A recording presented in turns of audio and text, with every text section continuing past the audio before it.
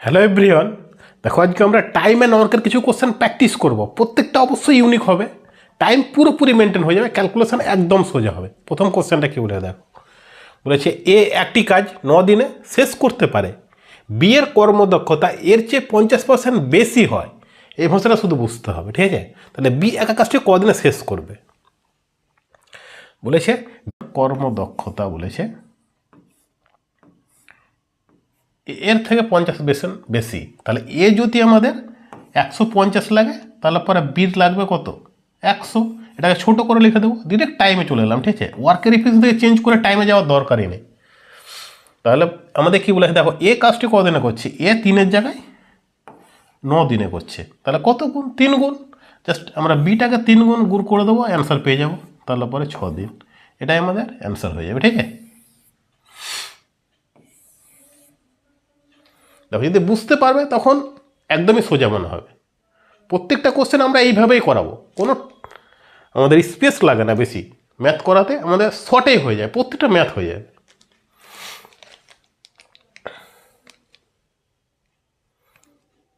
দেখো 2 নম্বরের কোশ্চেনটা সেম টাইপের কোশ্চেন। বলেছি এ একটি কাজ 8 দিনে শেষ করে, এর কর্মদক্ষতা বি এর থেকে 50% বেশি। এ যে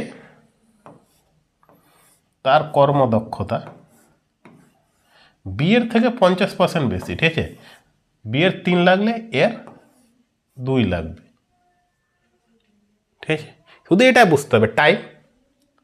ডিরেক্ট আমরা টাইমের ভিতরে চলে আসবো। পরবর্তী ক্ষেত্রে এ কি বলেছে? এ 8 দিনে করবে, 2-এর জায়গায় এ করছে 8 দিনে। তাহলে বি সেই কাজটি কদিনে করবে? 12 দিনে। বিউকে আমরা ডিরেক্ট 4 দিয়ে গুণ করে দেবো, বিকে 4 দিয়ে গুণ করলে কত আসে? 12 আসে। দেখো অপশান।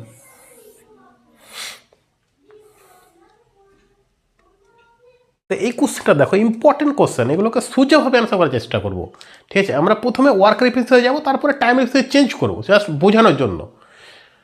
বলেছে এর কর্মদক্ষতা বি এর থেকে 40% বেশি এবং সি এর কর্মদক্ষতা বি এর থেকে 20% কম। এখান থেকে অ্যান্সার বেরিয়ে যাবে, ঠিক আছে? প্রথম লাইনটা শুধু দেখো, বলেছে এ এর কর্মদক্ষতা বি এর থেকে 40% বেশি এবং সি এর হচ্ছে বি এর থেকে 20% কম। তাহলে আমরা পুরো এটাকে বিটাকে 100 ধরবো। 40% বেশি মানে এটা 140 হয়ে যাবে, এটা 20% কম না, ডিরেক্ট কমিয়ে দেবো, 80 করে দাও, কোনো সমস্যা নেই, সোজা হয়ে বেরিয়ে যাবে। এটা ছোটো করে নাও ক্যালকুলেশান, যাতে সোজা হয়ে যায়। ছোটো করলে এটা 7 হয়ে যাবে, এটা 5 হয়ে যাবে, এটা 4 হবে। যখন আমরা টাইমের এফিসিয়েন্সিতে যাবো তখন কি করব দেখো, 3 জন রয়েছে বলে 2 জন হয়তো ডিরেক্ট বেরিয়েছে, 3 জন বোঝানোর জন্য আমরা লিখছি এত কিছু। 3 জনের ক্ষেত্রে যখনই আমরা এ বার করবো তখন এটাকে বাদ দিয়ে যে দুটো আছে সেটা গুণ করে দাও, ঠিক আছে? তাহলে 5 × 4, এটা এ হয়ে গেল। যখন আমরা বি বার করবো তখন বিটাকে বাদ দিয়ে দেখো 7 আর 4, এ দুটো গুণ করে দেবো। যখন সি বার করবো তখন সিটাকে বাদ দিয়ে 7 আর 5, ঠিক আছে? এবার এটাকে আমরা, এটা 20 হয়ে যাবে, এটা 28 হয়ে যাবে। বিটটা দরকারই নেই আমাদের, সিটটা চেয়েছে, সিটটা দরকার। এ 20-র জায়গায় আমাদের কত রয়েছে দেখো, 20-20-র পরিবর্তে রয়েছে 60। তাহলে কত দিয়ে গুণ করলে 60 আসে? এটাকে 3 দিয়ে গুণ করলে 60 আসে, ঠিক আছে? জাস্ট আমরা এটাকে 3 দিয়ে গুণ করবো, সি চেয়েছে তো অ্যান্সার সোজাভাবে পেয়ে যাবো 105। দেখো অপশানে রয়েছে 105, ঠিক আছে? যখন বুঝতে পারবো তখন এগুলো সোজা মনে হবে। কোশ্চেনটা দেখো, আগের কোশ্চেনটা এই কোশ্চেনটা সেম টাইপের কোশ্চেন, সেম ট্রিক অ্যাপ্লাই করো, ক্যালকুলেশন একদম সোজা করার চেষ্টা করবো, ঠিক আছে? বলেছে এর কর্মদক্ষতা বি এর থেকে 50% বেশি এবং সি এর কর্মদক্ষতা বি এর থেকে 50% কম। একটি কাজ 50 দিনে শেষ করলে বি কত দিনে করবে? একই সিস্টেম। প্রথমে আমরা কি করব দেখো, এ বি আর সি, এ 100 ধরে নেব, বি তাহলে পরে এ 50% বেশি মানে হচ্ছে এ হচ্ছে 150, কি 50% কম না? 100 মিডিল পয়েন্ট থেকে আমরা কম বেশি করবো, এটা মিডিল পয়েন্ট বলে দিয়েছে। দেখো এর কর্মদক্ষতা বি থেকে 50 বেশি, তাহলে পরে বি থেকে 50 যোগ করে দিলাম, এই 50% কম মানে 50 কমিয়ে দিলাম। এটাকে ছোটো করে নাও, যদি ছোটো করে নেয় তাহলে পরে 0-0গুলো আউট হয়ে যায়, তাহলে এটা 3, এটা 2 আর এটা 1 হয়ে যায়, ঠিক আছে? যখন আমরা এ বার করবো তখন এই দুটো গুণ করবো, তাহলে পরে এর জায়গায় 2 হয়ে যাবে, ঠিক আছে? এটা টাইমের এফিসিয়েন্সি চলে এলো, ঠিক আছে? এটা ওয়ার্কের এফিসিয়েন্সি টাইমের, যখনই আমরা বি বার করবো তখন 3 আর 1 গুণ করবো, যখন সি বার করবো তখন এটা 6। ঠিক আছে, যখনই আমরা এটা পেয়ে যাবো এখান থেকে অ্যান্সার বেরিয়ে যাবে। এর জায়গায় কত বলেছে 50, মানে 25 দিয়ে গুণ করতে হয়েছে। ঠিক আছে, তো আমরা 25 দিয়ে গুণ করি তবেই 50 আসবে। তাহলে চেয়েছে কি দেখো, চেয়েছে বি, তাহলে বিকে ডিরেক্ট 25 দিয়ে গুণ করে দেবো। যদি বিকে 25 দিয়ে গুণ করে দেয় তাহলে 75। ঠিক আছে, এগুলো লিখছি কেন যাতে বুঝতে পারো, তার জন্য, নাহলে পরে এগুলো আরও সোজাভাবে অ্যান্সার হয়ে যায়। ঠিক আছে, এত কিছু লেখা প্রয়োজন পড়বে না, শুধু সঠিকভাবে বলেছি। অঙ্ক যখনই বুঝতে পারবো তখন আরও সোজা অ্যান্সার হয়ে যাবে। ঠিক আছে, ক্যালকুলেশন একদমই ইজি হয়ে যাবে। দেখো আমাদের এই কোশ্চেনগুলোকে দেখো, এই কোশ্চেনগুলো ইম্পর্টেন্ট কোশ্চেন, এগুলো এক্সামে আসে, এগুলোকে আমরা সোজাভাবে অ্যান্সার করবো। বলেছি এর কর্মদক্ষতা, যে এ তার কর্মদক্ষতা বি এর 2 গুণ এবং বি এর কর্মদক্ষতা সি এর 3 গুণ। তাহলে সি থেকে স্টার্ট করতে হবে। ঠিক আছে, প্রথম লাইনটাই দেখো শুধু ভালো করে।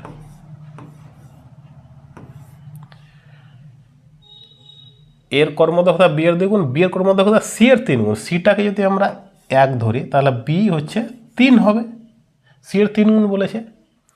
এর কর্মদক্ষতা বি এর 2 গুণ, মানে বি যদি 3 হয় তাহলে পরে এ 6 হবে। যদি এটা বুঝতে পারো তাহলে পরে অঙ্ক একদমই সোজা হয়ে বেরিয়ে যাবে।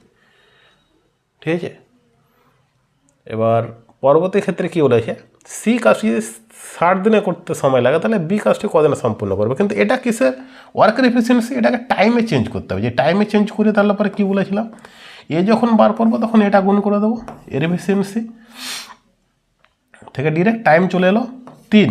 বি যখন বার করবো তখন 6 হয়ে যাবে, আর সি যখন বার করবো তখন আমাদের 18 হয়ে যাবে। তাহলে এটাকে ছোট করা যায়।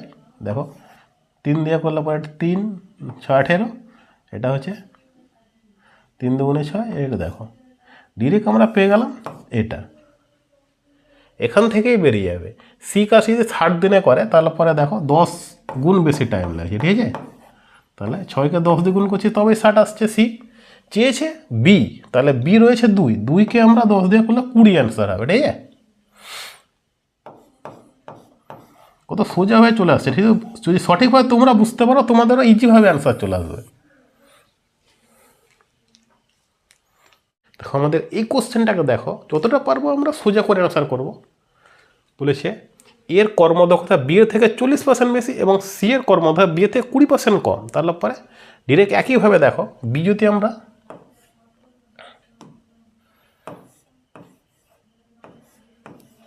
100 ধরি, এ 40% বেশি মানে হচ্ছে 140, আর সি হচ্ছে 20% কম মানে এটা 80। ঠিক আছে, এটাকে আমরা ছোট করে ডিরেক্ট লিখতে পারবো 7, এটা 0 0 বাদ দিচ্ছি, 5 আর 4। এটা হচ্ছে 3 জনের কাজের এফিসিয়েন্সি। ঠিক আছে, আমরা এখানে টাইমের এফিসিয়েন্সিতে যাওয়ার দরকারই নেই, এখানে 5 দিন ইউনিট থেকে বার করে নেবো। ঠিক আছে, কাজের এফিসিয়েন্সি থেকে বার করবো। এবার 3 জনে যদি যোগ করে দেয় তাহলে পরে একদিনের কাজ বার হবে 16 ইউনিট।